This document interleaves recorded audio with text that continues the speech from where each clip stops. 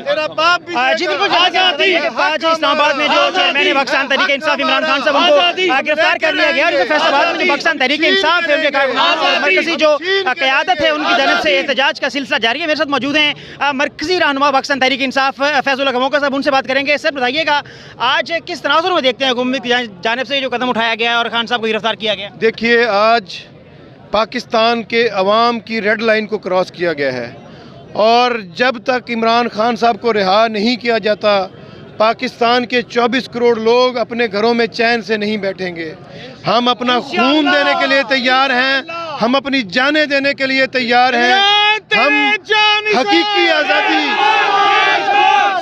حقیقی آزادی کے لیے ہمارے قائد نے گولیاں کھائی ہیں,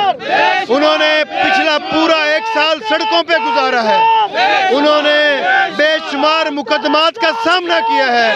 اس قوم کے اوپر عمران خان کا قرض ہے, عمران خان کا قرض ہے اس قوم کے اوپر, اور انشاءاللہ یہ قوم احسان فراموش نہیں ہے, یہ قوم عمران خان کا قرض ادا کرے گی اور انشاءاللہ تعالی عمران خان کو ہم آزاد کرا کے رہیں گے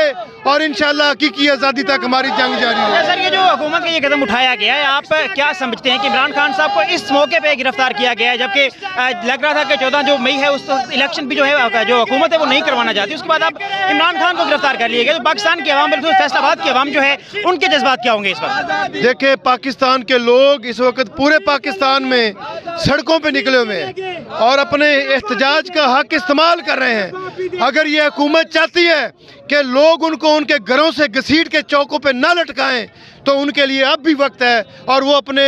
ناجائز عزائم سے باز آ جائیں اور عمران خان کو رہا کریں اور جلد از جلد اس ملک میں الیکشن کرائے جائیں, ورنہ ان کے پاس بچنے کی کوئی چھپنے کی کوئی جگہ باقی نہیں بچے گی انشاءاللہ. سر آخری بات, جو فیصل آباد کے ہیں یہاں پہ کارکنان احتجاج کیا جا رہا ہے, تو آپ کیا میسج دیں گے جو پاکستان تحریک انصاف کے کارکنان ہیں وہ پرامن رہتے ہوئے فیصل آباد میں احتجاج کو یقینی بنائیں گے؟